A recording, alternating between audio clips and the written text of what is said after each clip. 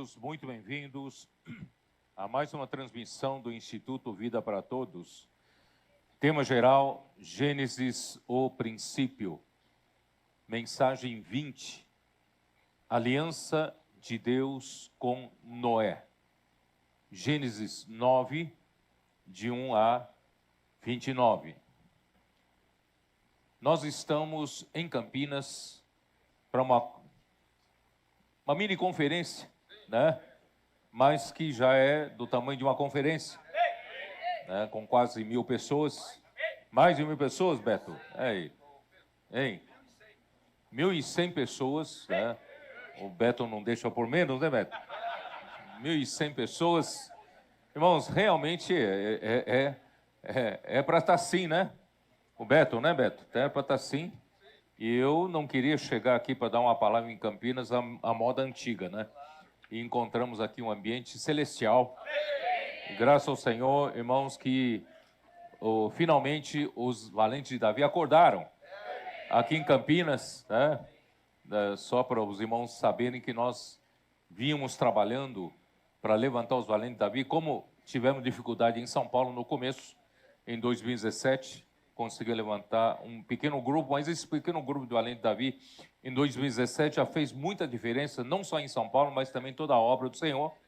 Todas as conferências de jovens, né, eles tiveram, né, trabalho efetivo, e também as conferências internacionais. E agora, agora nessa nova fase, nós introduzimos muito mais Valente de Davi, não só na região de São Paulo, mas em todas as regiões. E Campinas era um dos lugares que eu estava de olho, muito preocupado, né, porque é uma igreja com uma boa estrutura física, um bom número de irmãos, e todos os irmãos amam o Senhor, acompanham a palavra. No entanto, ainda faltava, né, essa virada para ter essa energia da vida. E só para vocês saberem que a gente vem trabalhando já faz pelo menos 9 meses atrás, né? Eu, juntamente com a mim, nós marcamos já 2 almoços aqui em Campinas para a gente ter comunhão sobre os valentes de Davi. E aparentemente não deu em muita coisa, mas a semente foi plantada e graças ao Senhor chegou no tempo da vida. O Senhor começou a trabalhar, despertar, incomodar esses irmãos. Irmãos, realmente é uma faixa etária difícil, porque tem muitas responsabilidades, não culpamos a eles, são jovens maduros, né, que amam o Senhor, no entanto, estão numa fase da sua vida eles têm que estar envolvidos com o seu trabalho, sua vida profissional ou sua vida empresarial, porque a competição é muito grande.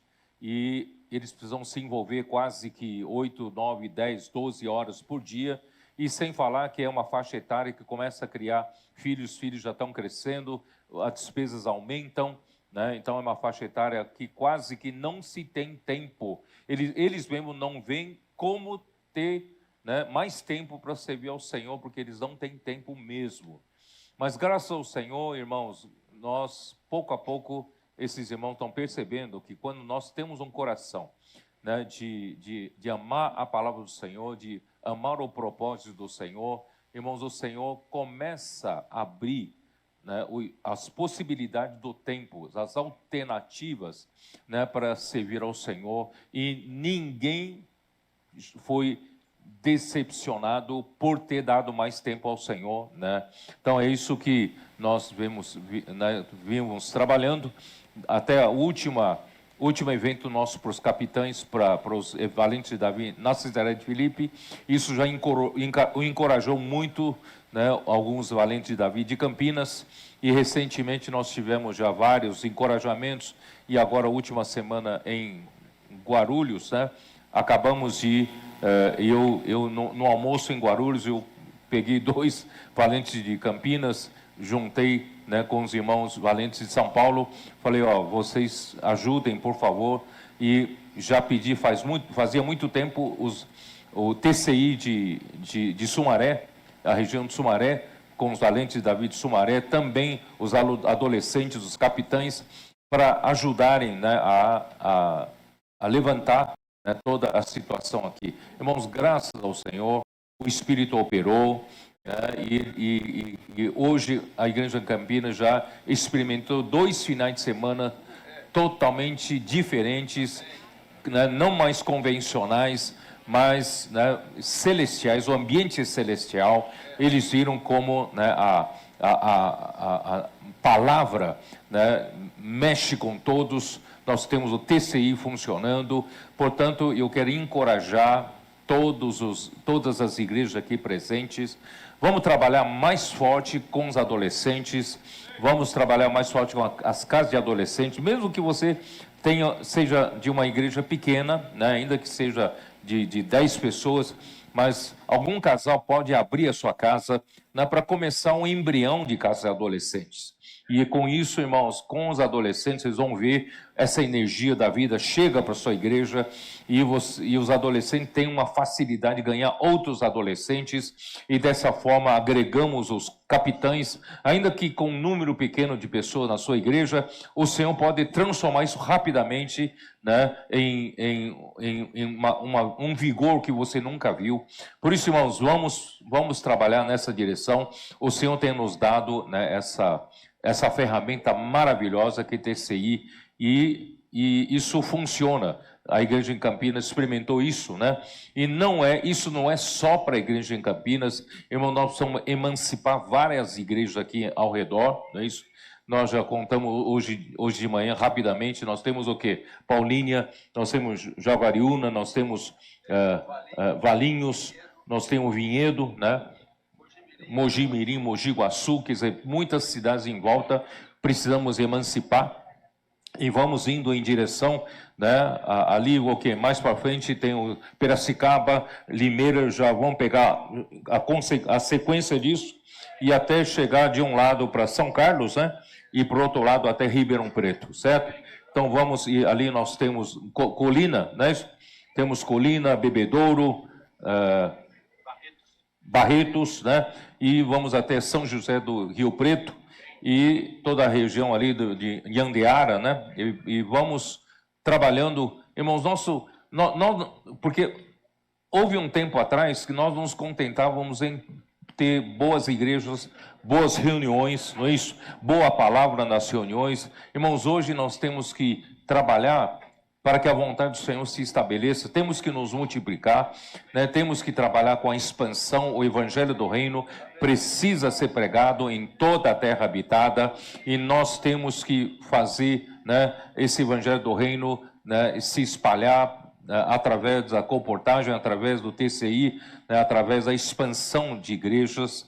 Não podemos nos contentar com o número de igrejas atuais, precisamos aumentar, precisamos ganhar novas cidades, irmão, conquistar toda a terra para que o Senhor possa voltar. Não tem mais outras gerações para o Senhor contar, nós somos a última geração, os trabalhadores da última hora, portanto, queridos irmãos e irmãs, é conosco que o Senhor conta, tá? Então vamos nos entregar para o Senhor poder fazer o trabalho. Muito bem, então vamos entrar na mensagem em si, senão eu não consigo terminar novamente, né? Então vamos lá no capítulo 9 de Gênesis.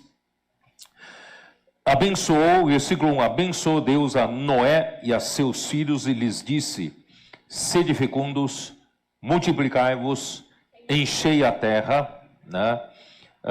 Aqui eu já queria comentar a vocês, na imersão de hoje, ali mostra que Deus, né, ele preservou a família de Noé. Não é só porque, coitadinho, vou preservar uma família para dar continuidade, né, à raça humana. Não, Deus preservou para possibilitar que a sua vontade seja feita. Porque sem homem, a vontade de Deus não é feita. Muitas pessoas não acreditam que o homem constitui o centro da criação de Deus.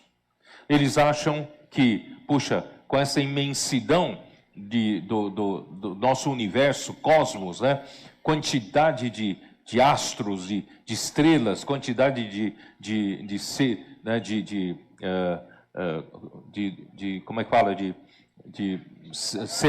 elementos celestiais, irmãos, não é possível que não haja outro lugar, que haja vida, e o homem é muito presunçoso dizer que nós somos o centro da criação de Deus, o centro do universo. Mas eu não me baseio tanto na física, eu me baseio na palavra de Deus, né? Porque nós entendemos que os céus foram feitos para a terra, e a terra existe para o homem. E o homem existe para fazer a vontade de Deus. É por isso que Deus colocou um espírito no homem. Portanto, irmãos, se não houver homem, Deus não tem como fazer a sua vontade acontecer. E qual é a vontade de Deus? Os adolescentes nossos sabem. É Cristo encabeçar sobre todas as coisas. Isso, qual é o endereço na Bíblia?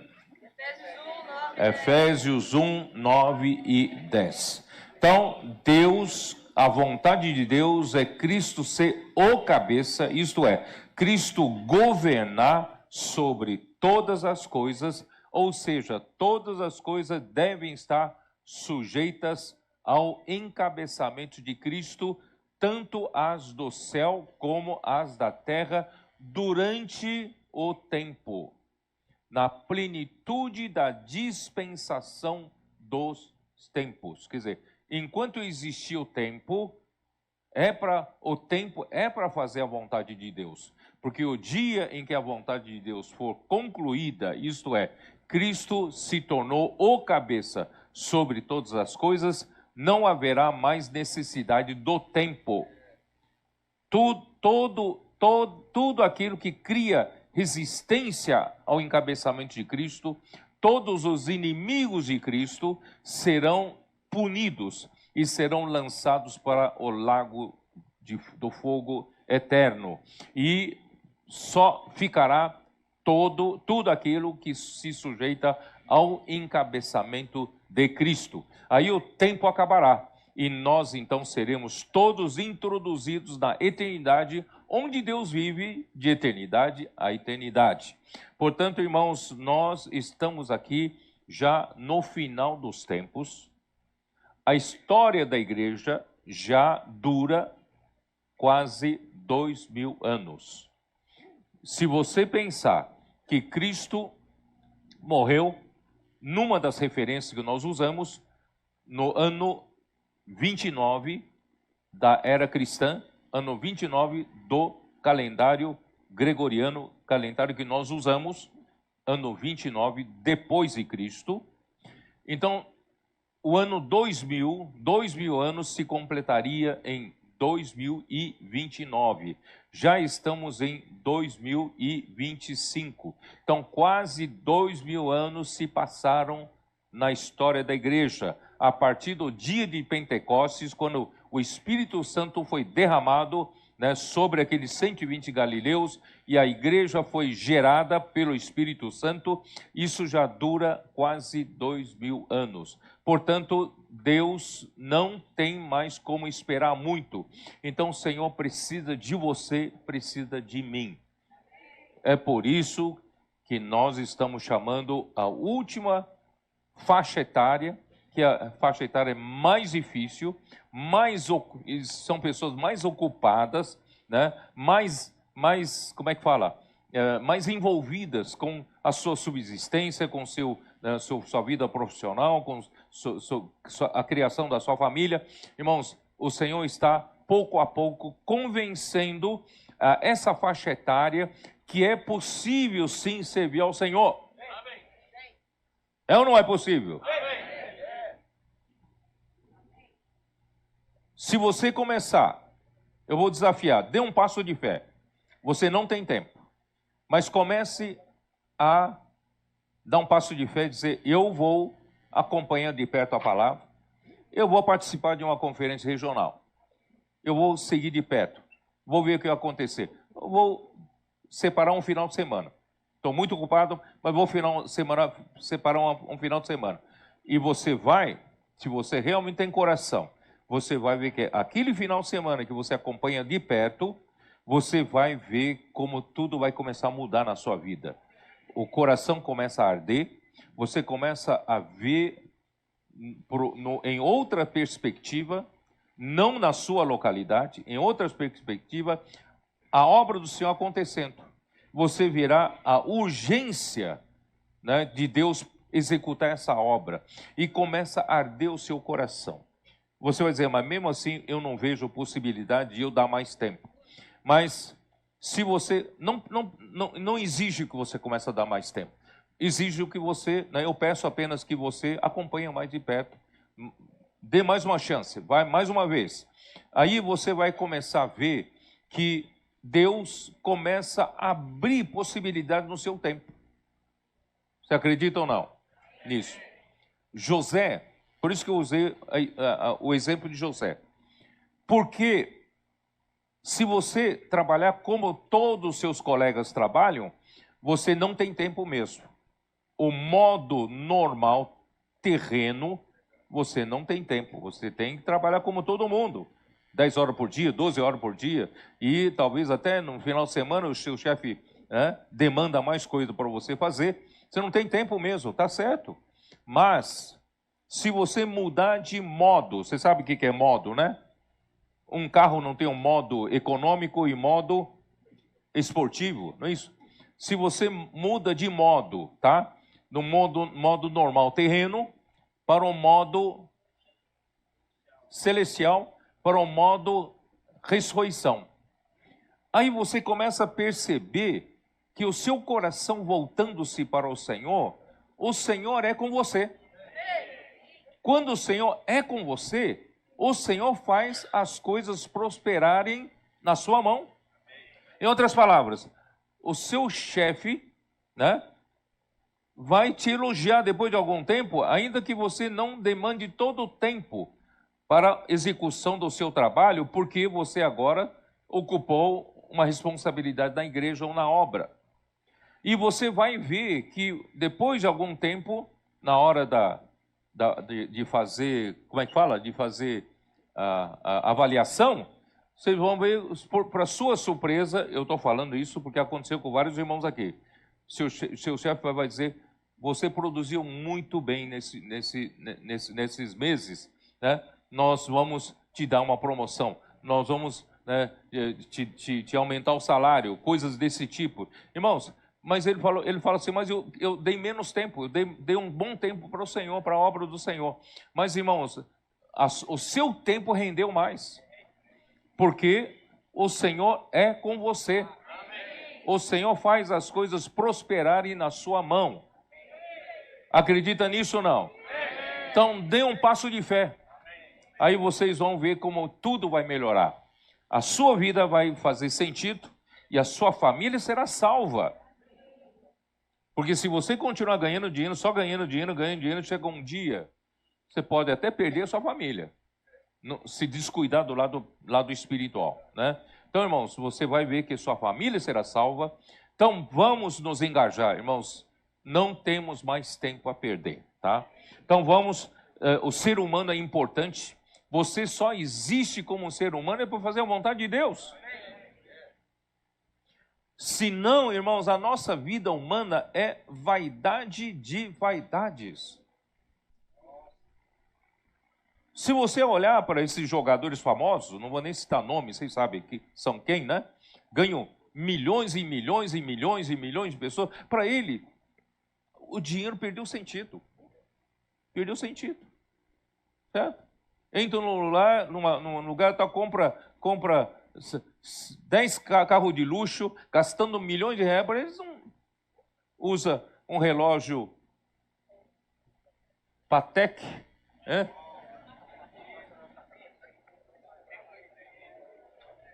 Philippe Patek? Patek Philippe? Não tem sentido, irmãos. Né? Um relógio de milhões não faz sentido nenhum a sua vida perdeu totalmente sentido. É vaidade de vaidade. É aquela, né? E esses encontros de gente rica, irmãos, é tudo fachada, tudo vaidade. né? Você tem que usar uma roupa que melhor que dos outros e aquilo, né? Um carro melhor que o dos outros. Irmão, tudo vaidade. Não faz sentido nenhum. Chega em casa é depressão e mais depressão. Por isso, irmãos, vamos sair dessa vida de vaidades. Vamos servir ao Senhor. A vida humana só existe, irmão, para servir ao Senhor. Para fazer a vontade de Deus. Por isso, irmão, Deus abençoou a Noé e seus filhos e lhes disse: sede fecundos, multiplicai-vos, enchei a terra. E você perceberam que aqui falta alguma coisa com relação a Gênesis 1, 28? Falta alguma coisa?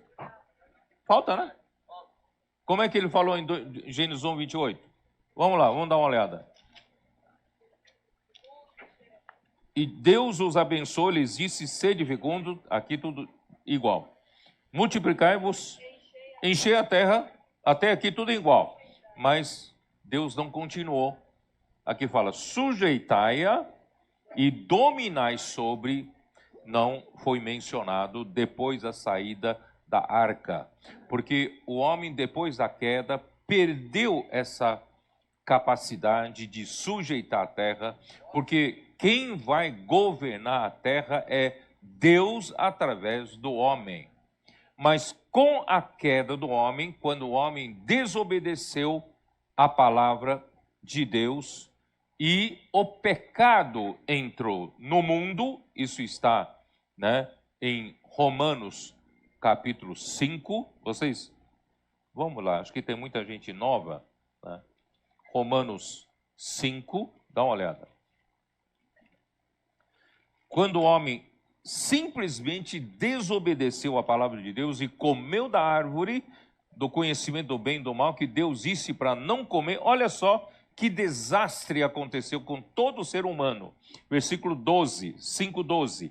Portanto, assim como por um só homem, quem é esse homem? Adão, que desobedeceu, né, a palavra de Deus, entrou o pecado no mundo, e pelo pecado entrou também a morte. E assim também a morte passou para todos os homens, porque todos pecaram. Então, versículo 14, entretanto, reinou a morte desde Adão até Moisés. Quer dizer, a morte agora deita e rola. Em vez de Cristo reinar sobre a terra, com a desobediência do homem, a morte passou a reinar. Por quê? Porque o homem desobedeceu a palavra de Deus, comeu da árvore e Deus disse para não comer, o pecado entrou no mundo e a morte entrou no mundo e passou para todos os homens, então a morte reina nessa terra. O homem não tem mais condição de governar essa terra. Então Deus teria que esperar o descendente da mulher surgir. Então, a única esperança de Deus é descendente da mulher, que é Cristo, surgir, tá? Aí sim, volta a ter esperança de governar a terra e sujeitar a terra para o Senhor, tá? Aí então, versículo 2, versículo 2, pavor e medo de vós virão sobre todos os animais da terra, e sobre todas as aves dos céus, tudo o que se move sobre a terra, e todos os peixes do mar, nas vossas mãos serão entregues, né? Tudo o que se move e vive, ser-vos-á para alimento, como vos dê a erva verde, tudo vos dou agora. Por que Deus então teve que colocar pavor e medo em todos os animais da terra, entre todas as aves dos céus? Porque o homem perdeu a autoridade de Deus. Quando Deus criou o homem, era para o homem exercer a posição de autoridade, posição de governo sobre toda a terra, todos os animais. Mas o homem, pela queda, perdeu essa autoridade, porque perdeu a conexão com Deus. O homem, em vez de comer da árvore da vida, que é próprio Deus, o homem escolheu a árvore da morte, que é a árvore do conhecimento do bem e do mal. E assim o homem se desconectou de Deus e se conectou com a morte, se conectou com o diabo e passou a ter carga genética do diabo, que é a natureza pecaminosa que a serpente injetou no homem. Então, o ser humano caído, a partir de Gênesis 3, irmãos, vive nessa situação, perdeu a autoridade. Então, Deus teve que colocar pavor e medo nos animais para o homem não ser morto pelos animais, principalmente selvagens. Porque a força dos animais, muitos animais maiores do que nós, irmão, é muito maior do que nós, certo? Você já experimentou enfrentar até mesmo um jumentinho, até um cavalo? Já levou um coice dele, não?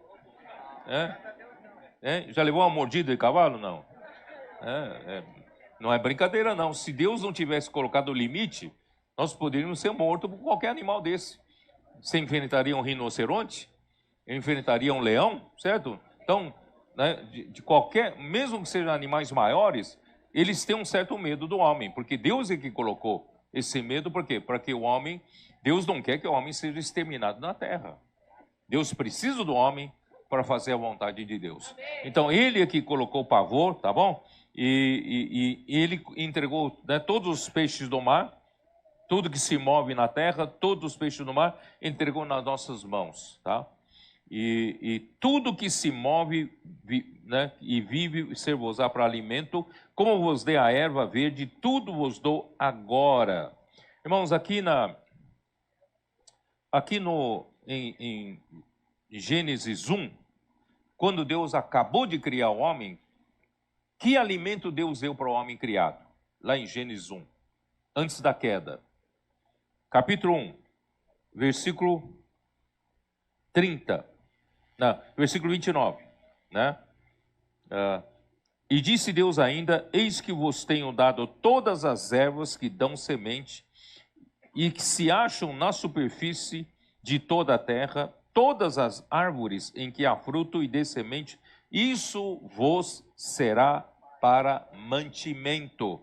Então, após a criação do homem, o homem vivia só da vida vegetal, só de comer, né, das ervas que dão semente e também das árvores que dão fruto, que dão semente, tá? Então, esse era alimento para o homem. Só que depois da queda do homem e depois do dilúvio, Deus então passou a dar tudo para o homem, até mesmo a carne dos animais, tá? Aqui diz assim, né? Tudo que vive, né, tudo vos dou agora. Versículo 4: carne, porém, com sua vida, isto é, com seu sangue, não comereis. Irmãos, por que Deus abriu agora a alternativa de homem comer a carne? Porque, irmãos, isso teve tudo a ver com quando o homem caiu no jardim do Éden, tentou cobrir a sua nudez, percebeu, o pecado entrou nele, então tem a percepção do pecado, e tentou cobrir a sua nudez com folhas de figueira. E as folhas de figueira se secam, não cobrem por muito tempo. Então Deus mesmo providenciou uma vestimenta duradoura. Que vestimenta é essa? Peles de animais, muito provavelmente de ovelhas, porque Abel foi o quê? Pastor de ovelhas. Então, muito provavelmente Deus imolou ovelhas na frente de Adão e Eva, depois que caíram, depois que pecaram, desobedeceram a palavra de Deus. Ali eles perceberam que aquela ovelha, aquele animal que estava derramando o seu sangue, eles perceberam que aquele sangue derramado deveria ser o sangue deles, porque eles pecaram. Eles entenderam, como diz em Hebreus 9, 22. Sem derramamento de sangue não há perdão de pecados. Então, já que o homem pecou, foi desobediente à palavra de Deus, então aquele animal precisa, o seu sangue derramado estava em substituição ao sangue do homem para o perdão do pecado do homem. Essa simbolização não faria sentido algum se Cristo não tivesse vindo e se tornasse o Cordeiro de Deus e que morreu na cruz e derramou seu sangue para o perdão dos nossos pecados. E aí sim que esses animais tiveram sentido quando derramaram seu sangue. Tudo é espelhado na realidade que Cristo executou na cruz, certo? Então, é importante o homem entender que todo homem pecador, inclusive nós, eu e você, nós só estamos aqui diante de Deus, irmãos, é porque houve um sangue derramado. Eu não chego à presença de Deus porque eu pratiquei boas ações, porque eu fui um homem justo, porque eu fui um homem que fez muitas realizações para Deus. Não, nós não chegamos a Deus. Um pecador não se chega a Deus pelas suas realizações. Um pecador se chega a Deus mediante o sangue, um sangue derramado. Vocês entenderam? Então, o motivo de homem ser liberado para comer carne é porque depois do pecado, o homem precisa do derramamento de sangue. Então, quando você, principalmente as mulheres, ficam ali, horrorizado, abatedouro de animais, tanto sangue, abatedouro de gado, abatedouro de porcos, de galinha, tal. Irmãos, tudo isso, na verdade, é por sua causa. Você, o homem pecador, ele tem que derramar o sangue, o animal tem que derramar o seu sangue para você lembrar que para a sua redenção, você precisa do sangue, do derramamento do sangue. Toda vez que você comer uma carne, você tem que lembrar disso. Eu sou um pecador. Eu preciso da redenção. Entenderam? Então, só que, versículo 4. Carne, porém, com sua vida, isto é, com seu sangue, não comereis. Para Deus, o sangue é vida. Então, enquanto a vida estiver no animal ou no corpo, ainda, a vida. Por isso que o sangue tem que ser totalmente derramado. Tem que sair do corpo.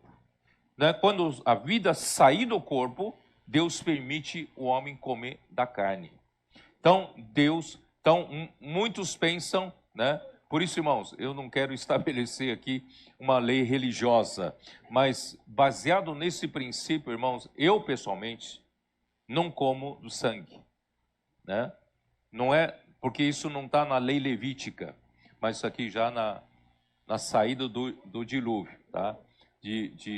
Porque para Deus, sangue é vida, sangue é vida. Então, nós comemos animais quando o sangue deve ser esvaziado, totalmente. Não é uma exigência religiosa, Deus é que impôs isso. Porque para Deus, sangue é vida. Mas não discuta comigo, tá? Não discuta comigo. Então, eu tenho paz em seguir assim. Certamente, ó Senhor Jesus. Por isso, irmão, após a queda, o espírito do homem perdeu a sua função. Em outras palavras, quando Deus disse para Adão, da árvore do conhecimento do bem e do mal, você não comerá, porque no dia em que você comer, você vai morrer. Aí a serpente disse para a mulher, Deus disse que vai morrer, mas você não vai morrer não. Como se dissesse, Deus é mentiroso.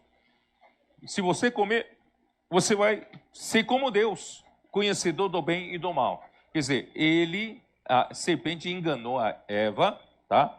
E dizendo que não iria morrer. Mas quando ela comeu e deu para o seu marido, de fato não morreu fisicamente. Mas o que morreu? Morreu a função do espírito humano de conectar-se com Deus. Porque o espírito humano está aqui em mim, em você, com essa função principal. Qual é a função principal do seu espírito humano? É fazer contato com Deus. E conectar-se com Deus para quê? Para receber a palavra dele, para receber mensagem dele, para receber palavra de comando dele, para você poder viver. Né? Então, irmãos, mas quando o espírito do homem amorteceu, o homem fisicamente não morreu quando comeu da árvore do conhecimento do bem e do mal, mas o espírito perdeu a função principal de conectar-se com Deus. Tá? E então, até então, antes disso, quem governava o homem no jardim do Éden? Certamente era Deus. Deus governava sobre o homem. Então, no jardim de Deus, no jardim do Éden, havia o governo de Deus sobre o homem. Ou não? Só que isso, com a queda do homem, se perdeu. Deus governava diretamente o homem. E como Deus governa o homem? Como governava o homem no jardim do Éden? Através da sua palavra. Certo? E no jardim do homem, o homem tinha a presença de Deus a toda hora. Ou seja, o homem andava com Deus. Irmão, nós vimos Enoque andou com Deus, Noé andou com Deus, mas Adão, antes da queda, já andava com Deus. A todo tempo tinha a presença de Deus e Deus falava com ele. E a palavra de Deus, Deus é que dava direção, as suas ações são motivadas, direcionadas pela palavra de Deus. E ele andava com Deus. Então, Deus governava o homem no jardim do Éden. Mas quando o homem caiu, foi expulso do jardim, quem passou a governar o homem? Quem passou a governar o homem? Morte. Claro, é a morte. Mas Deus, para o homem não cair no fundo do poço, Deus, ele, sabe, isso é importante vocês adolescentes saberem.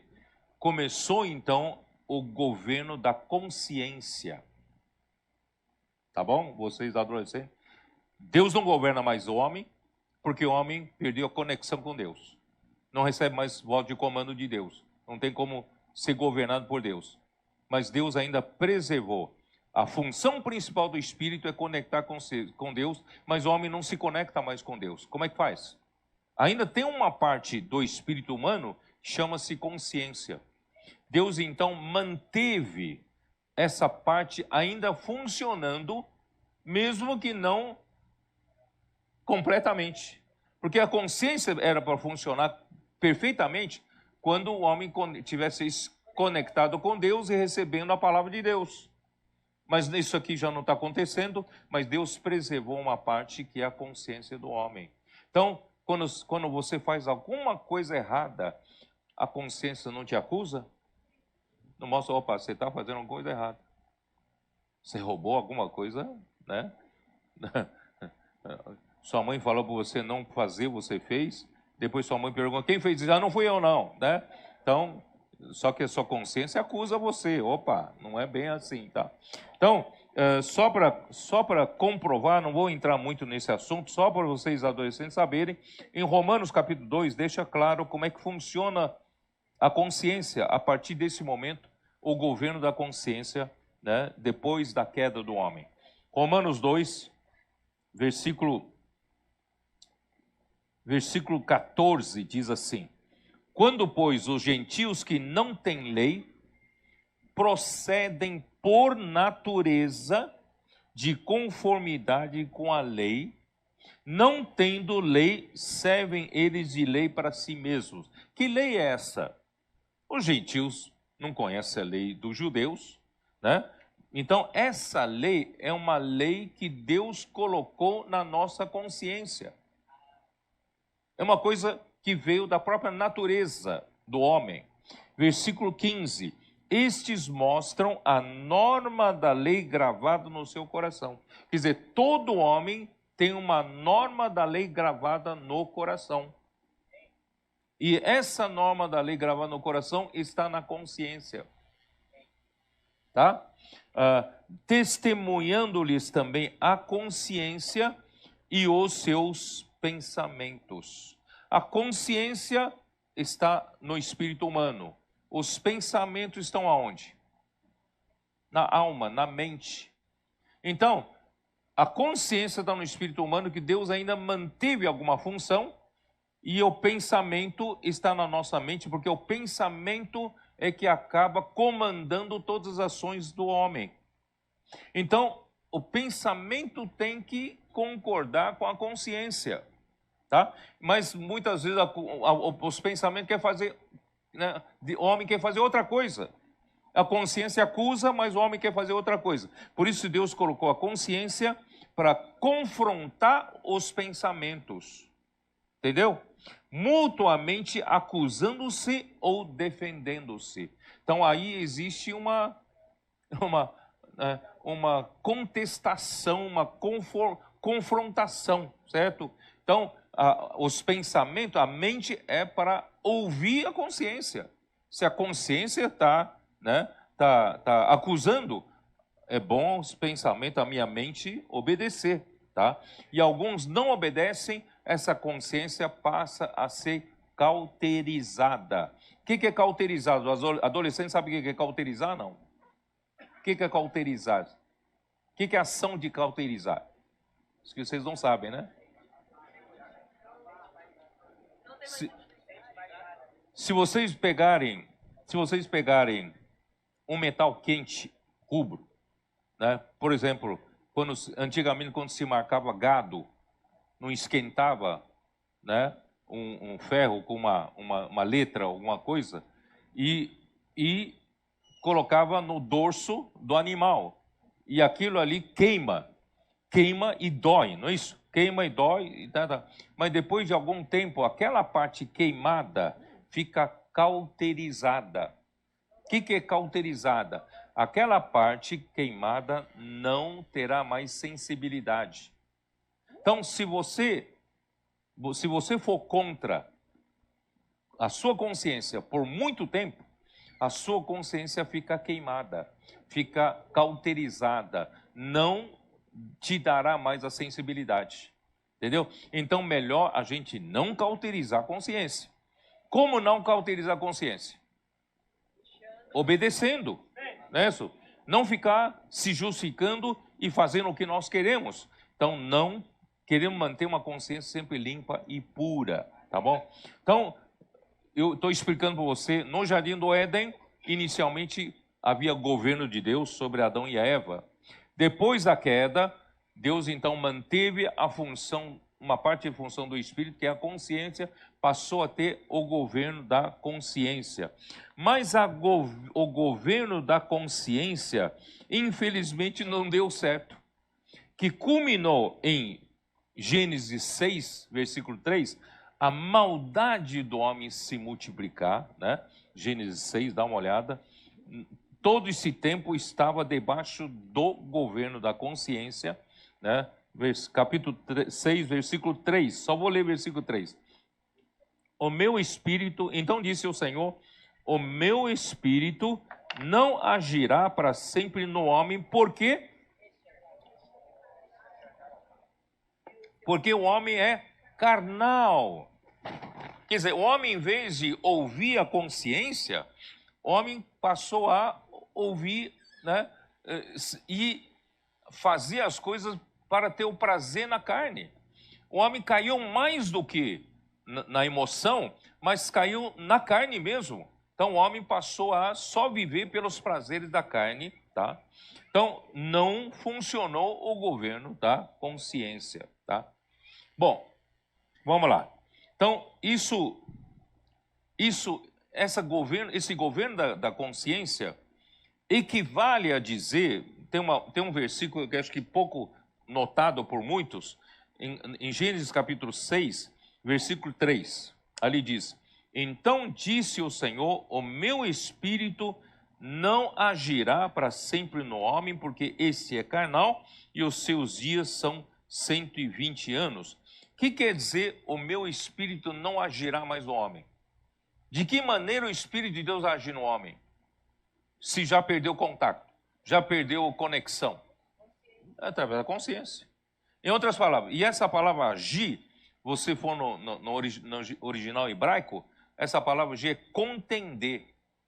O Espírito de Deus não mais contenderá com o homem. Quer dizer, o Espírito de Deus, através da consciência, está sempre contendendo com o homem quando o homem faz coisa contrária. Está contendendo. Isso é para nos alertar. Esse é o governo da consciência. Acho que poucos notaram que esse versículo diz respeito ao governo da consciência. Então, de tanto o homem desobedecer a esse alerta que o Senhor dá, então o Espírito diz, eu não vou mais, não vou deixar, eu não vou mais contender com o homem, porque não adianta nada. O homem continua vivendo pela carne, pelos prazeres da carne. Essa era a situação de Gênesis 6. Então, após a queda, o homem passou a ser governado pela sua consciência, o que não impediu, né, de ele ser carnal. Mas após o dilúvio, por que eu estou mostrando todo esse espaço? Né? Posso repetir? No Jardim do Éden, antes da queda, governo de Deus. Depois da queda, governo da consciência. Depois do dilúvio, Deus viu que aquilo não funcionava, Deus então passou a estabelecer outro governo, tá? Como? Vamos lá. Após o dilúvio, após a saída da arca, Deus passou a responsabilidade para o governo do homem. E sendo Noé a autoridade delegada de Deus sobre os seres humanos. Aqui está, né? Vamos lá. Vamos dar continuidade aqui, ó. Vocês entenderam aqui, não? Versículo 5, 6, né? 5 e 6. Certamente requererei o vosso sangue, o sangue da vossa vida, de todo animal o requererei, como também da mão do homem, sim, da mão do próximo de cada um, requererei a vida do homem. Se alguém derramar o sangue do homem, pelo homem se derramará o seu, porque Deus fez o homem segundo a sua imagem. Não sei se vocês perceberam, aqui Deus está falando para Noé. Noé, eu estou entregando para você como autoridade agora sobre os seres humanos. E tem uma coisa que eu não vou permitir, que se derrame o sangue de homem. Essa é muito grave para mim, porque o homem foi feito à imagem de Deus. Vocês entenderam? Então, aqui Deus já estabelece a primeira regra para Noé. Noé, eu vou entregar essa autoridade para você governar sobre os homens, mas eu não vou permitir que se derrame sangue de homem algum. Porque se alguém derramar o sangue de homem, né, eu vou requerer da mão dele, tá? E da mão do próximo de cada um, requererei a vida do homem. Então, esses dois versículos estão implícitos, né? A mudança do governo, é a mudança, agora é o governo do homem. Agora Noé passa a ser autoridade sobre os homens, tá? Que mais? Vamos lá. E novamente Deus abençoou, versículo 8, 7, né? Mas sede fecundos e multiplicai-vos, povoai a terra e multiplicai-vos nela.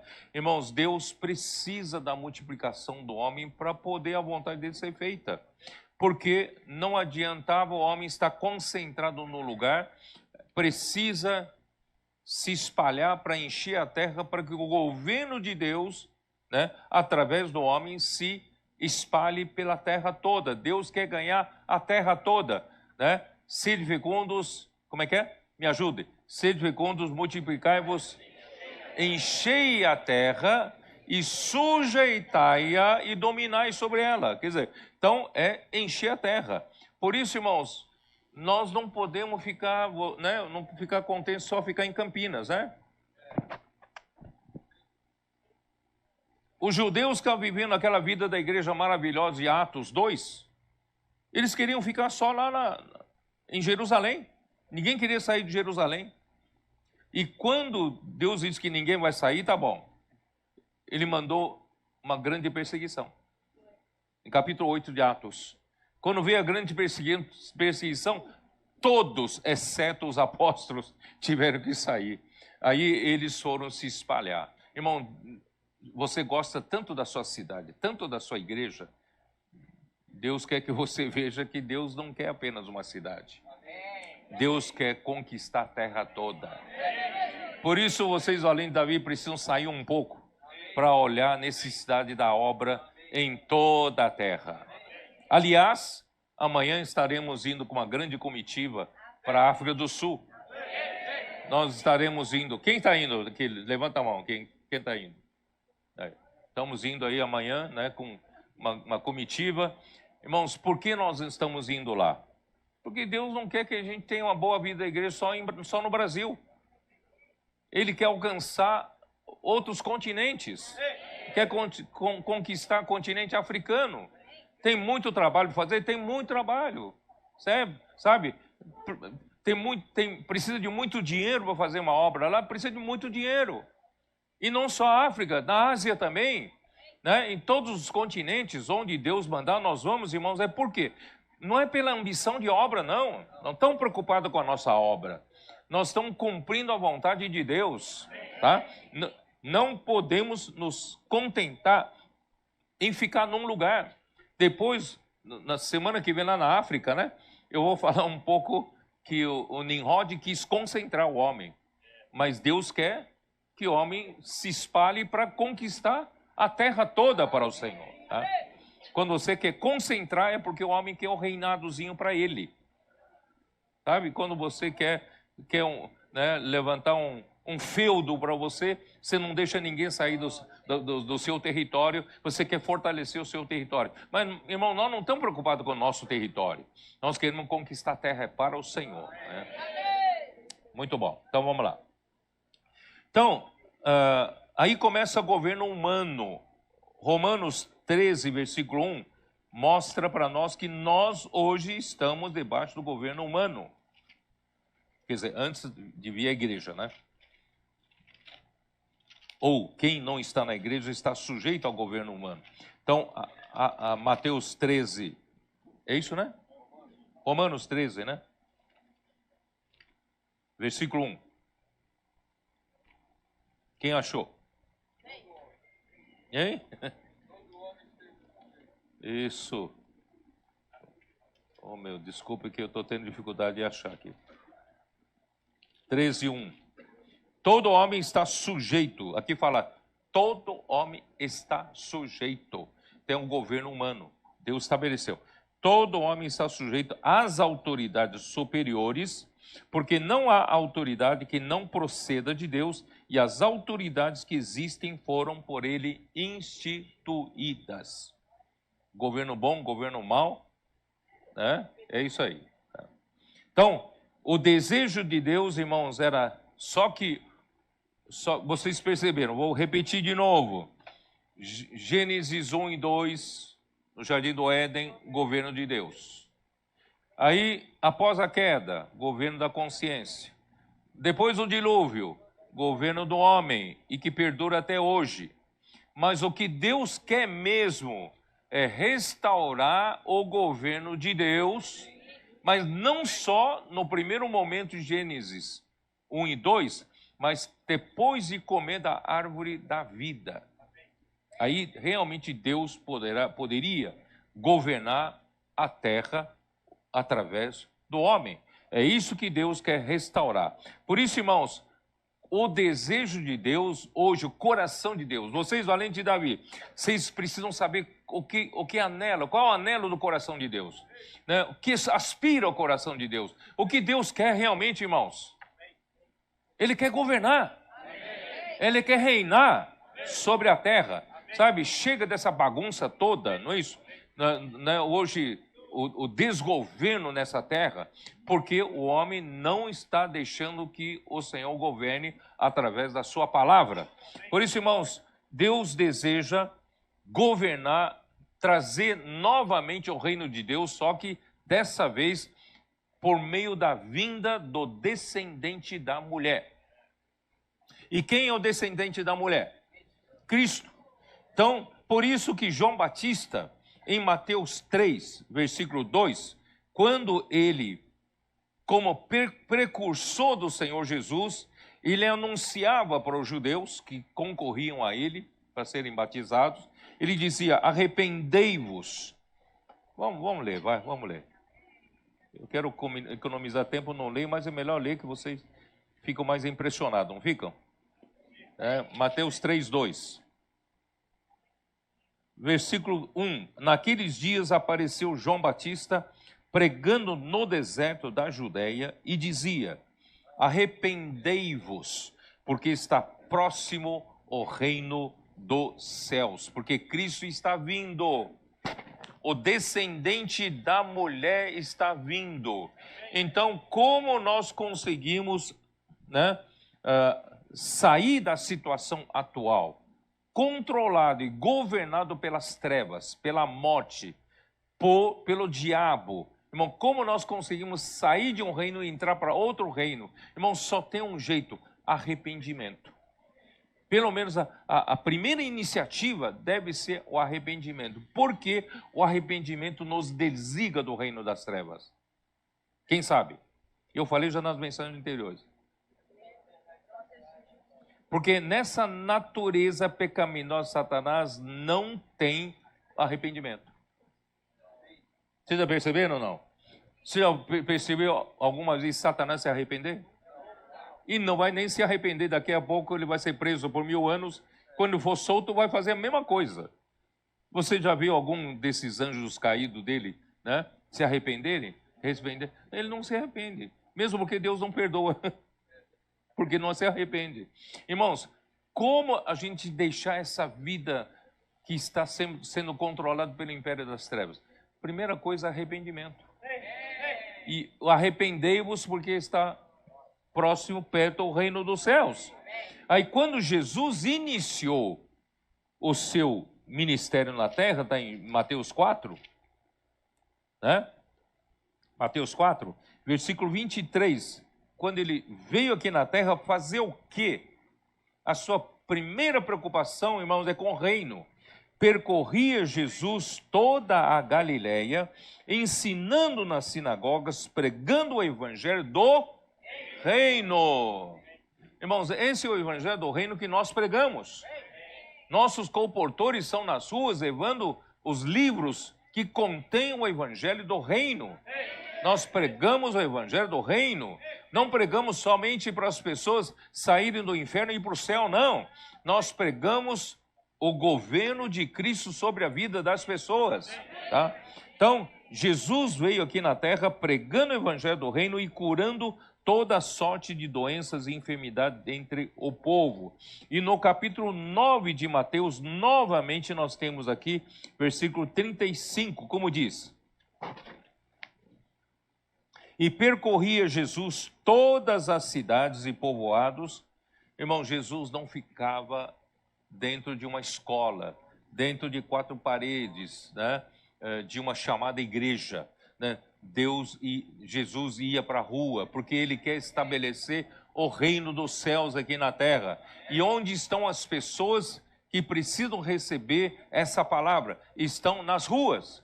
Por isso que os nossos colportores, até mesmo, não precisa nem ser colportores, os irmãos e irmãs estão nas ruas pregando o evangelho do reino, tá?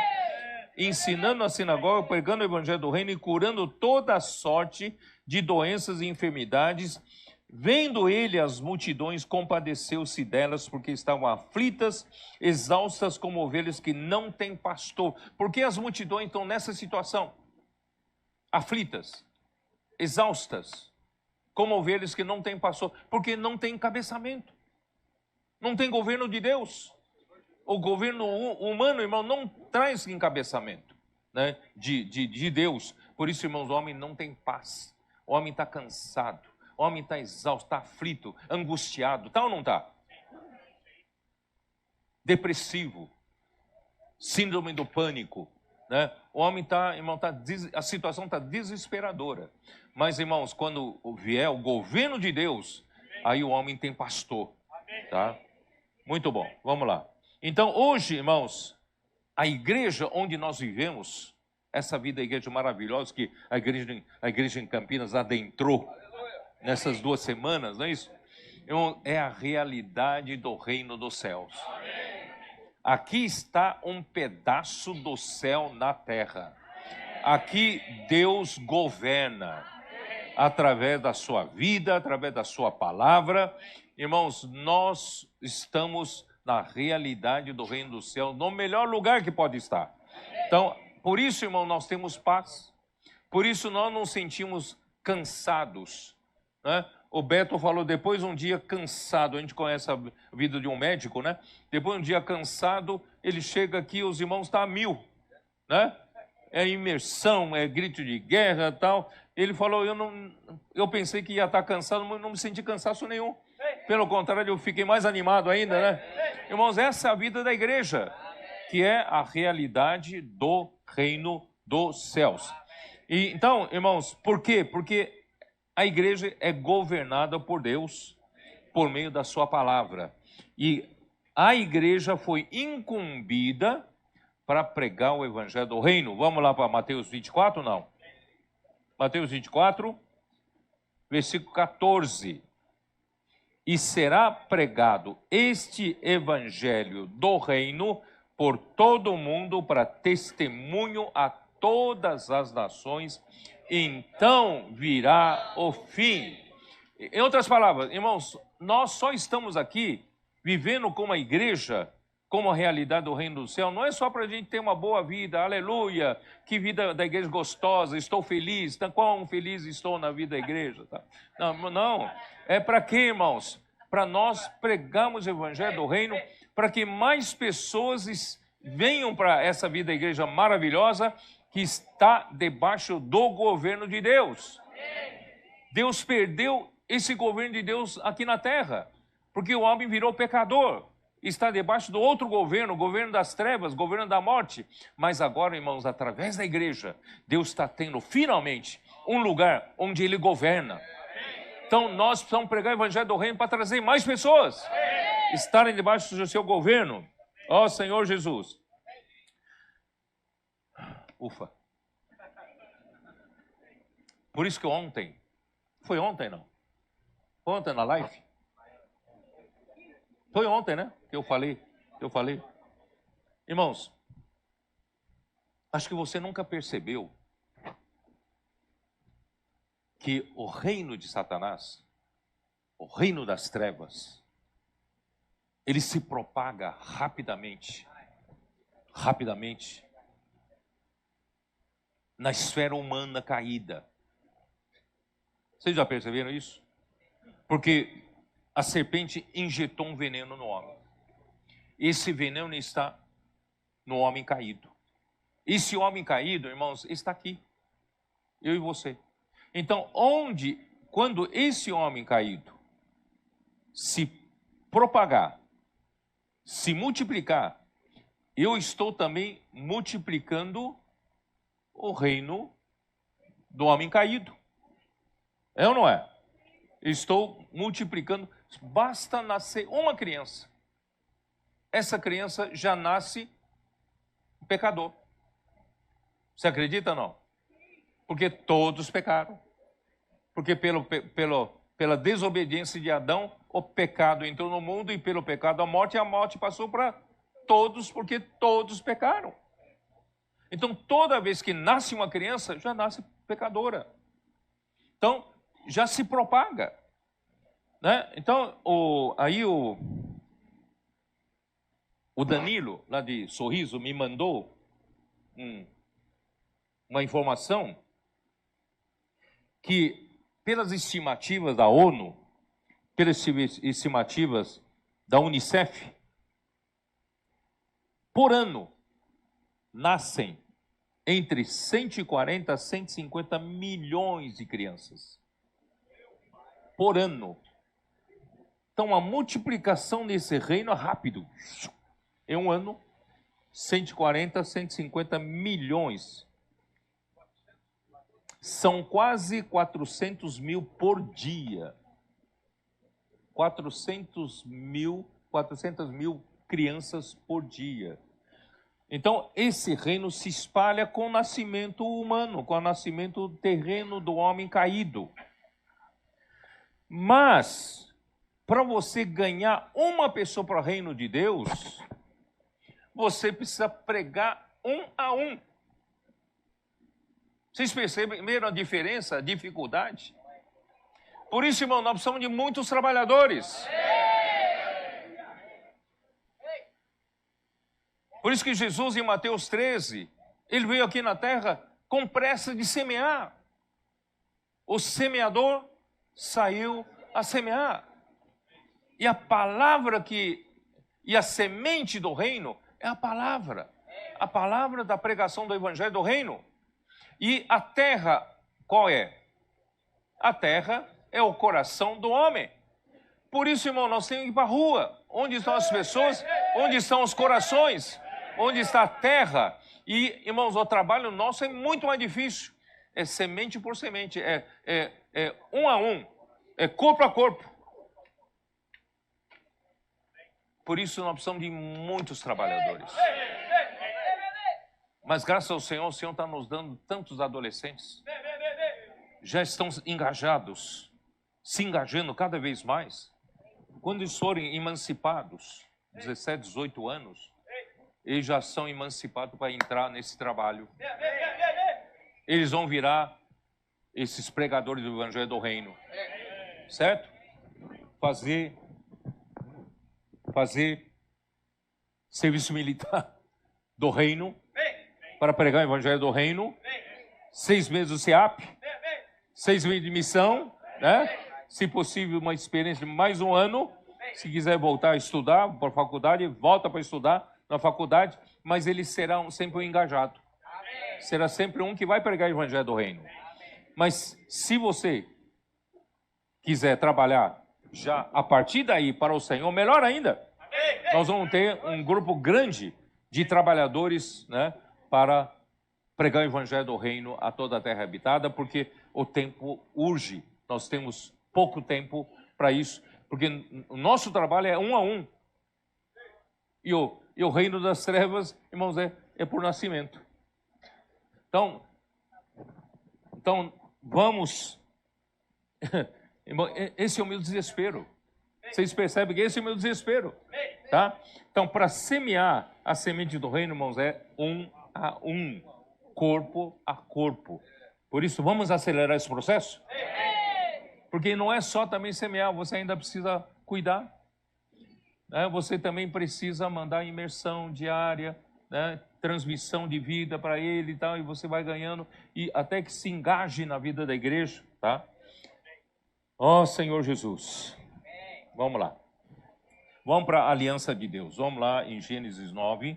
Eu preciso avançar. Meu Deus, o tempo sempre corre mais do que, né? Capítulo 9, versículo 9, capítulo 9, versículo 9. Eis que estabeleço a minha aliança convosco e com a vossa descendência, e com todos os seres viventes que estão convosco, tanto as aves, os animais domésticos e os animais selváticos que saíram da arca, como todos os animais da terra. Estabeleço a minha aliança convosco, não será mais destruída toda a terra, né? É isso, né? Onde está? Toda a carne por águas de dilúvio, nem mais haverá dilúvio para destruir a terra. Disse Deus: esse é o sinal da minha aliança que faço entre mim e vós, entre todos os seres viventes que estão convosco para perpétuas gerações. Porei nas nuvens o meu arco, será por sinal da aliança entre mim e a terra.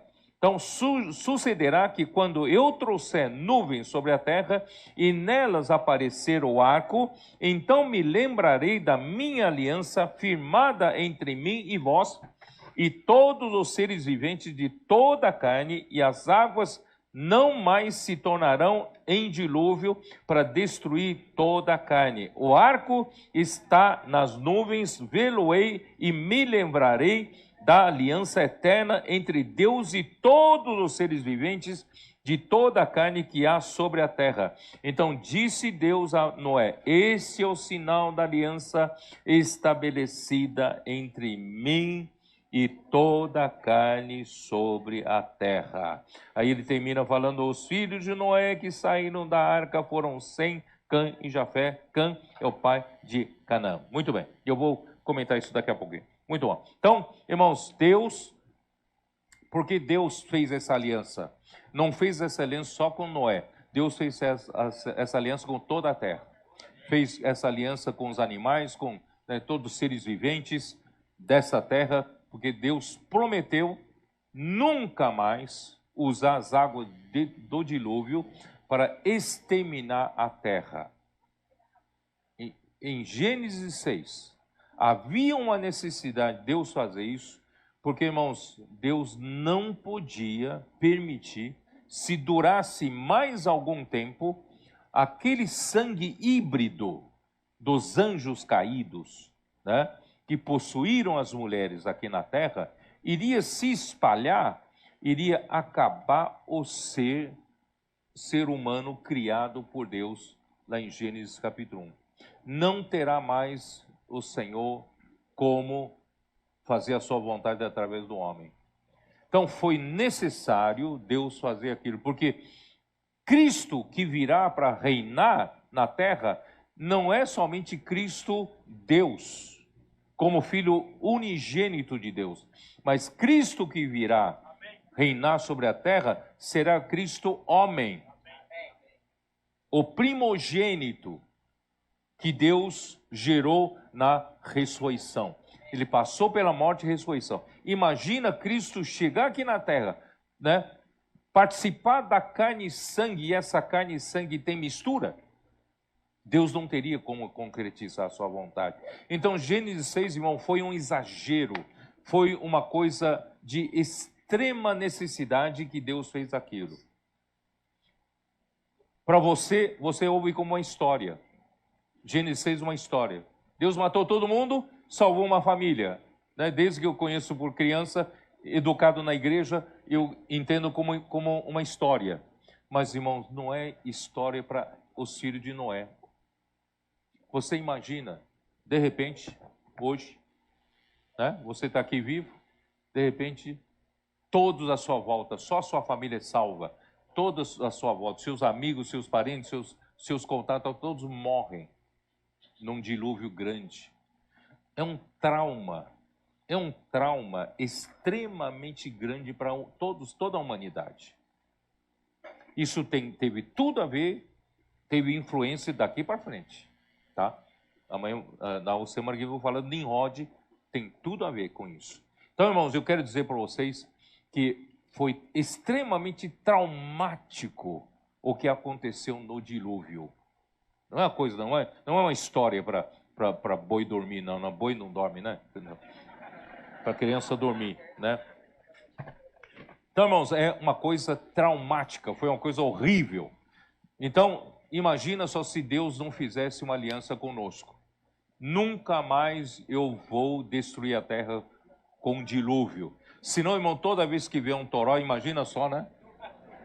Há pouco tempo atrás, veio uma chuva, e geralmente em São Paulo a cidade fica um caos, né?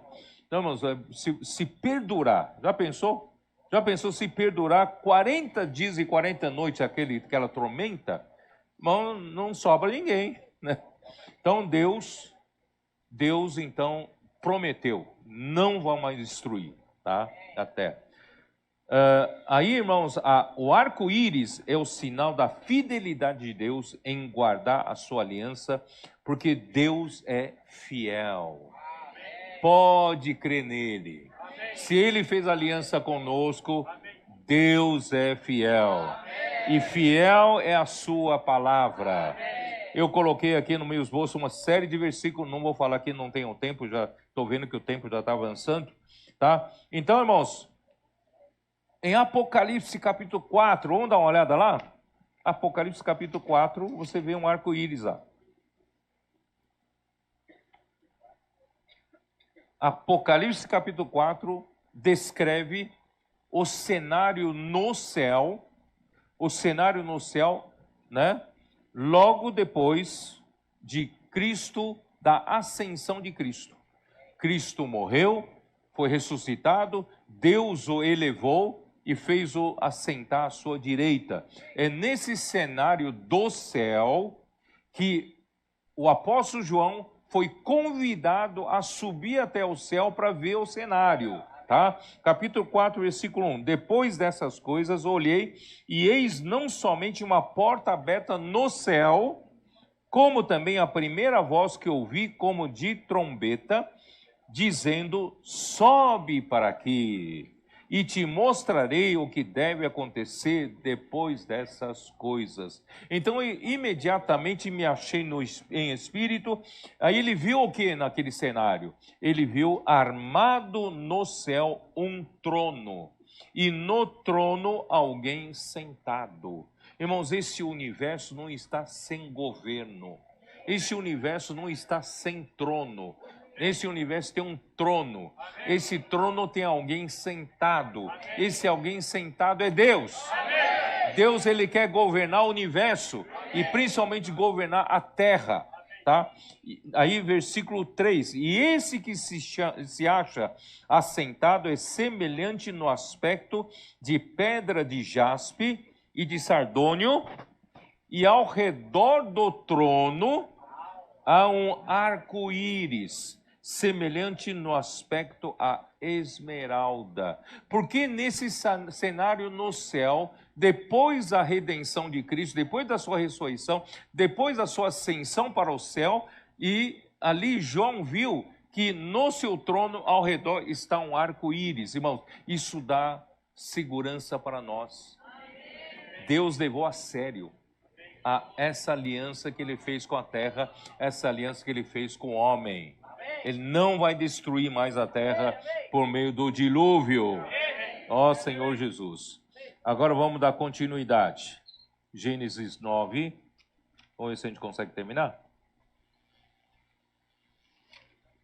Tem paciência? Não, vamos lá. Vamos terminar? Tá. Aqui está, onde eu sou. Versículo 18, né?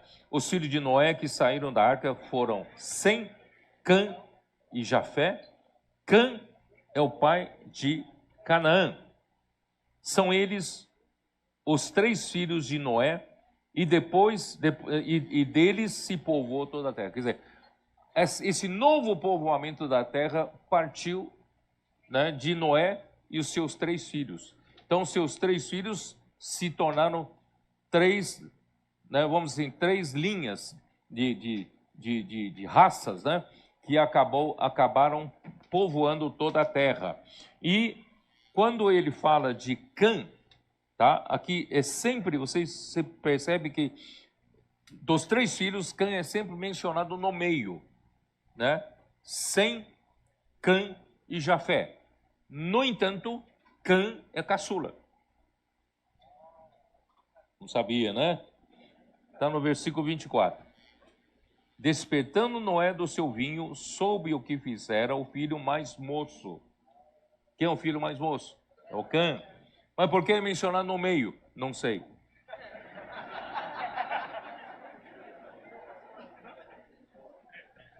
Mas existe uma explicação, tá? E pouco a pouco nós vamos vendo.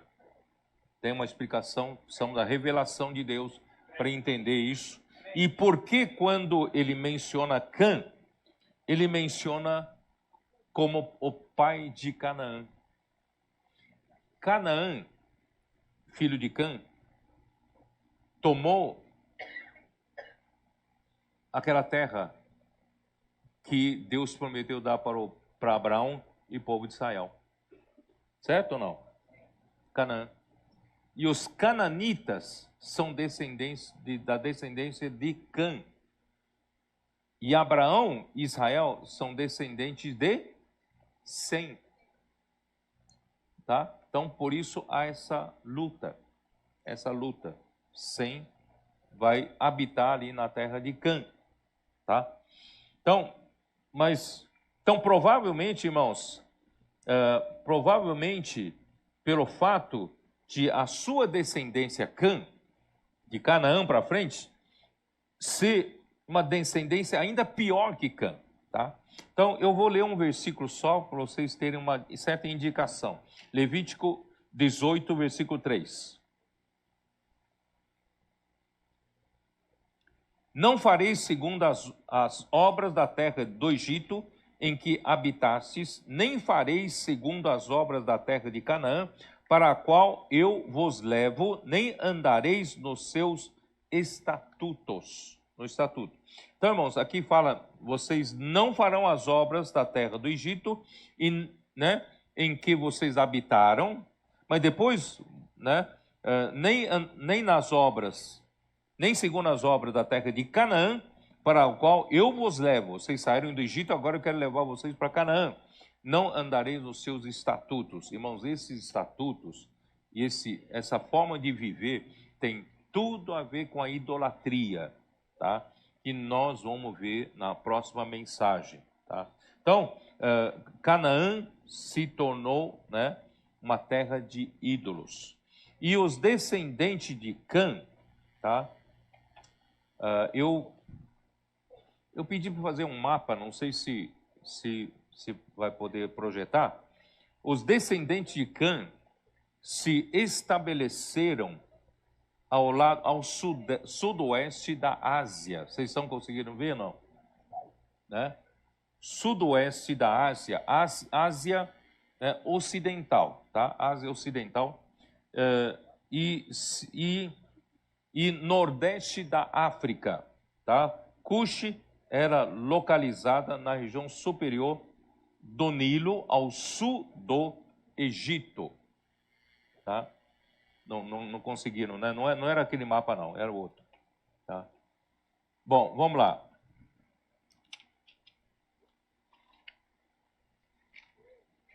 Não acharam, né? Tá. Sempre acontece isso.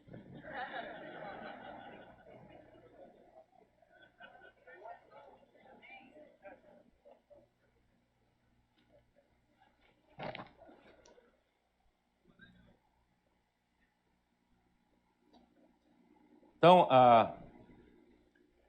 bom, eu vou ler aqui, vocês tentam imaginar, tá? Vou falar de novo. Os descendentes de Cã se estabeleceram a sudoeste da Ásia. Não é extremo oriente que ali estão, né? Ali estão os asiáticos, né? Os chineses, japoneses, coreanos e tal. Então, sudoeste da África. E Cush era localizada na região superior do Nilo. Quando fala superior, é elevação, tá? Ao sul do Egito. E Misraim significa dois Egitos.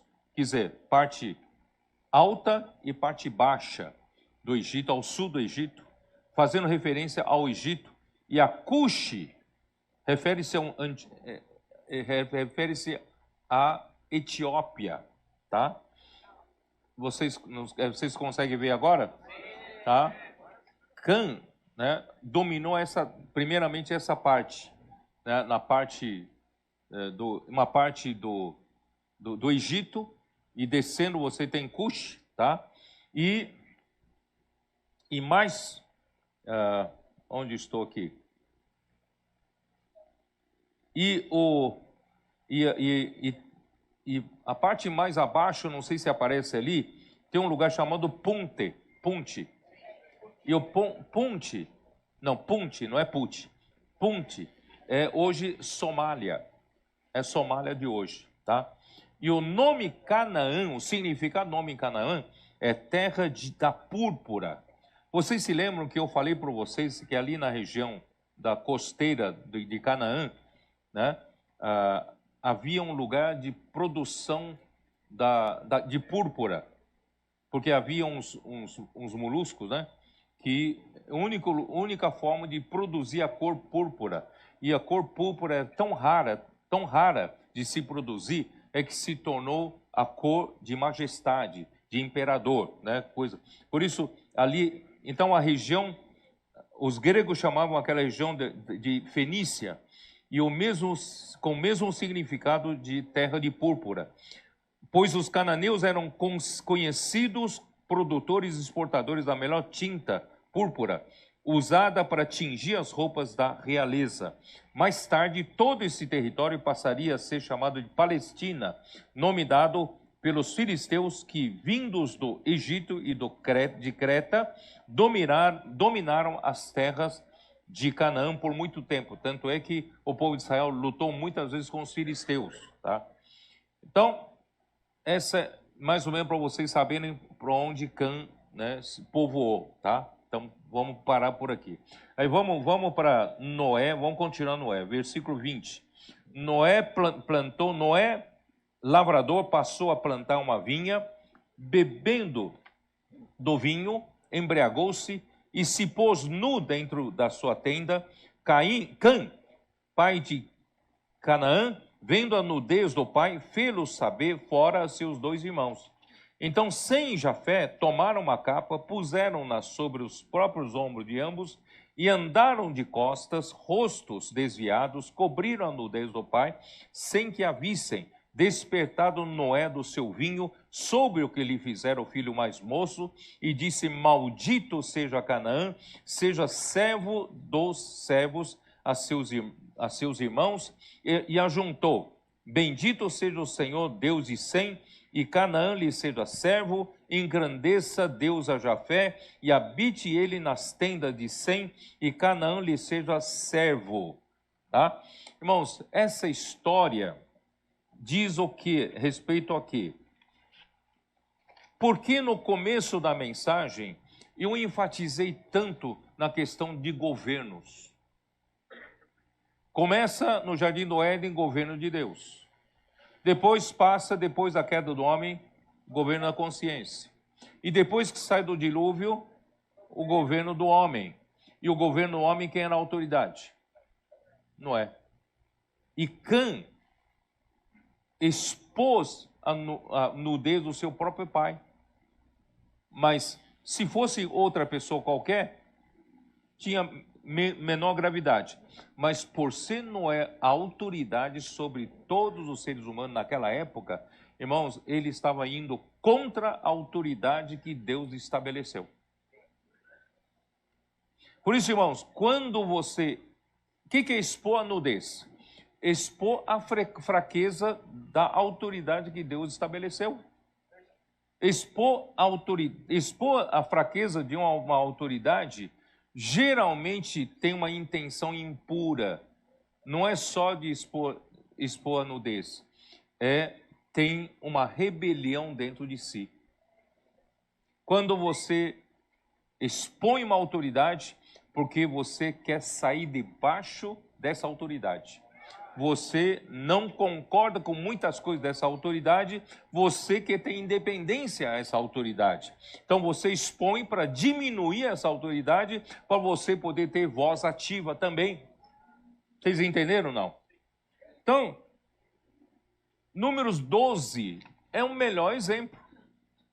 Que Arão e Miriam fizeram com Moisés? Expuseram uma fraqueza dele. Disseram que ele tomou uma mulher que não devia ter tomado de Cush. Tá? Só que a intenção de expor não era meramente esse problema. O versículo seguinte fala assim: será que Deus só fala por Moisés? Deus também não tem falado por nós? Quer dizer, eles não estavam contentes por serem irmãos mais velhos de Moisés, de terem de sujeitar Moisés como a autoridade que Deus estabeleceu na época. Vocês entenderam?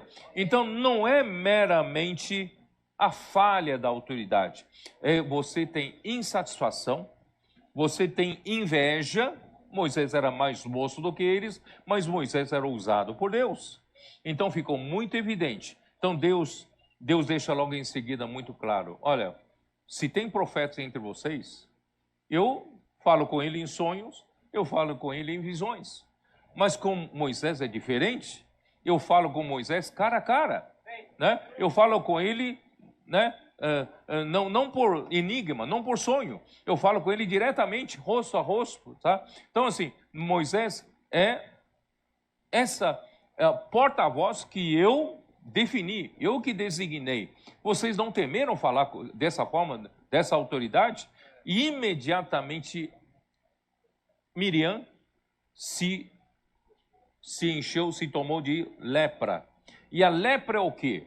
Lepra é rebeldia, lepra é desobediência, rebelião, tá? Então, temos que tratar com seriedade qualquer sinal de rebelião em nosso coração.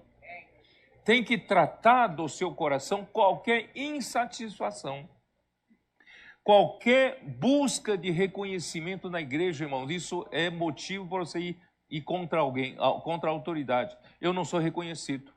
Eu tenho mais capacidade que os irmãos não me reconhecem. Irmãos, isso é um perigo. Vamos matar já na raiz isso. E ambição por posição na igreja, ambição por primazia, gostar de encabeçar, gostar de estar na frente. Irmãos, isso tudo é um problema sério e um dia vai fazer você expor a nudez da autoridade. Então, Arão se apressou a pedir perdão e Moisés orou ao Senhor e, graças a Deus, ele não ficou leproso, mas ele ficou. E outro exemplo que eu queria, não tenho tempo de falar, já está terminando, né? Meu tempo está terminando, mas eu vou falar rapidamente. E um exemplo positivo de alguém que conhece a autoridade, Davi. Certo? Então vou falar em poucas palavras. Vocês sabem que Deus havia enviado Samuel para ungir rei a Saul. E Saul foi ungido, imediatamente Deus lhe deu uma primeira tarefa. Qual é a primeira tarefa? De lutar contra Amaleque. E falou para ele: não deixa ninguém vivo, nenhum animal vivo, certo? Porque eu vou tirar, né, debaixo do céu Amaleque. Amaleque representa a nossa carne. Então Deus não quer deixar nada vivo, a carne, tá? Então, só que Saul saiu para lutar e gostou do rei.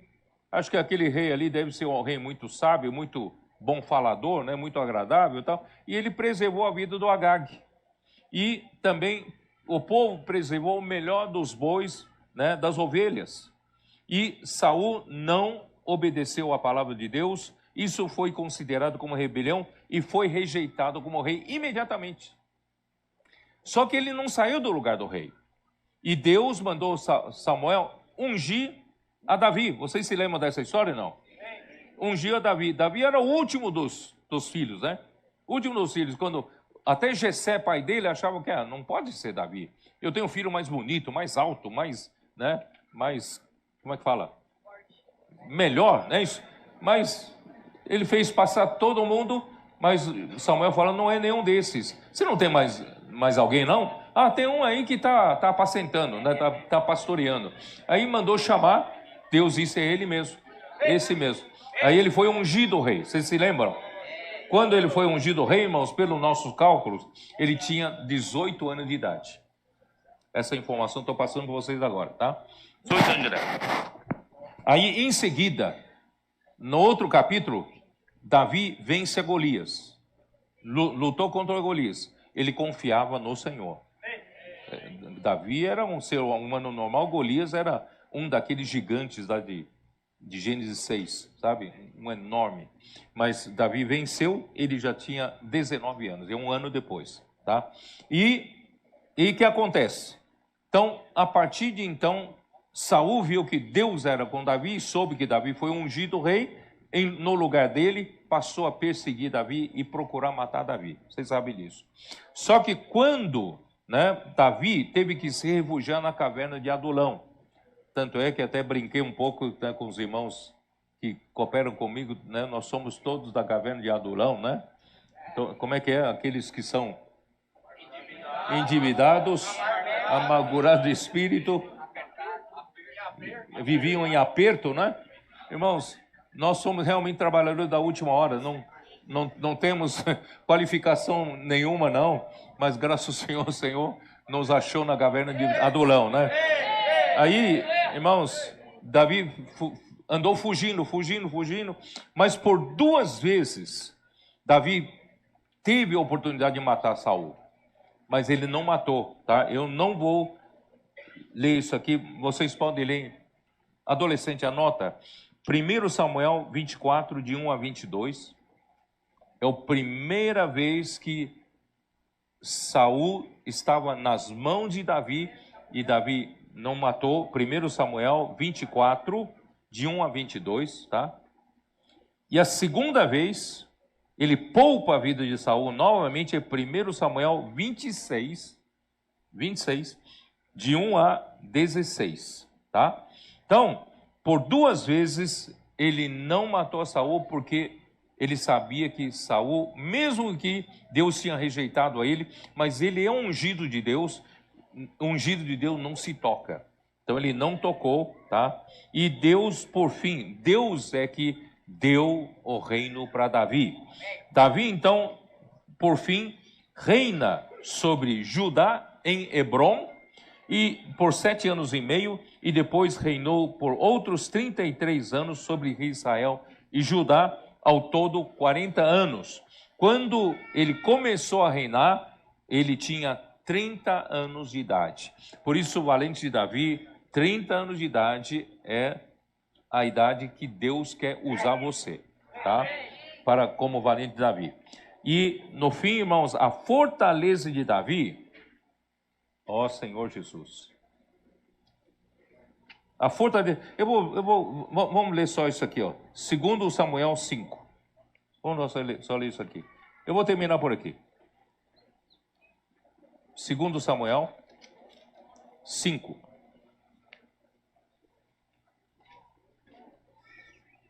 Aguento mais 1 minuto, não? Vamos lá. 2 Samuel 5. 6. Partiu o rei com seus homens para Jerusalém contra os jebuseus que habitavam naquela terra e que disseram a Davi: não entrarás aqui, porque os cegos e os coxos te repelirão, como quem disse: Davi não entrará nesse lugar. Quer dizer, os homens que estavam ocupando Jerusalém eram jebuseus, eram os cananitas ocuparam, né, Jebuseu.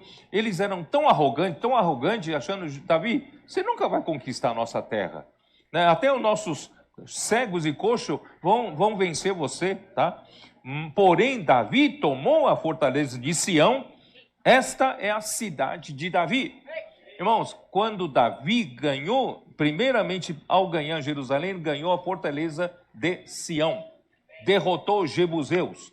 Irmãos, ele fez da fortaleza de Sião a cidade de Davi. Irmãos, hoje a igreja é essa fortaleza de Sião, que luta pelo reino de Cristo, reino de Davi, tá?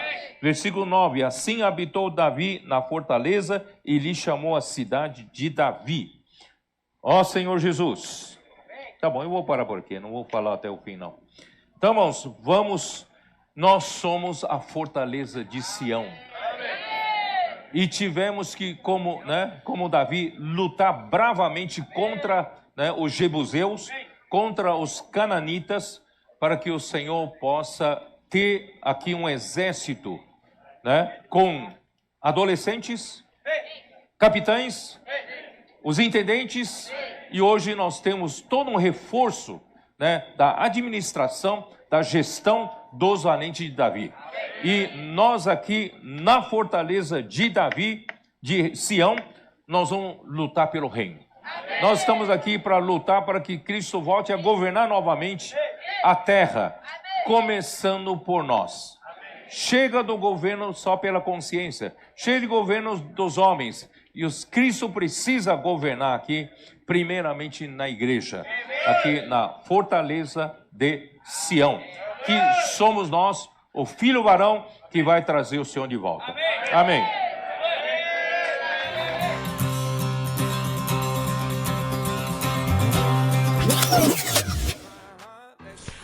Já em Londres, nosso dia não começa diferente. Durante o trajeto, desfrutamos da palavra, fazendo imersão, grito de guerra e usamos a meta para cingir nossa mente nas ruas.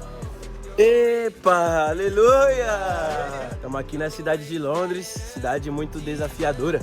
Porque aqui, né, Josué, aqui que a gente fala? Aquí solo hablamos español, pues. E? And we speak in English, for sure. Senhor Jesus. Agora vamos trabalhar, né? Fazer aquela comportagem à maneira. Comporting. Trazer o senhor de volta. See the word. O que você vai fazer na rua hoje?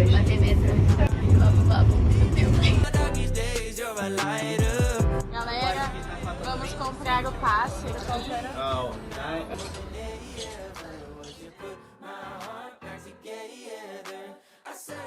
No almoço, recarregamos as energias, alimentando-nos não apenas espiritualmente, mas também fisicamente.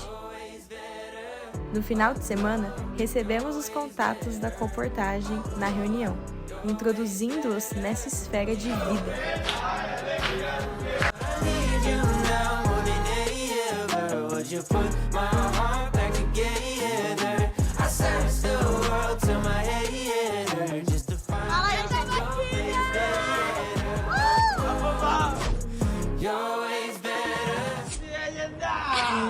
Termina com Deus.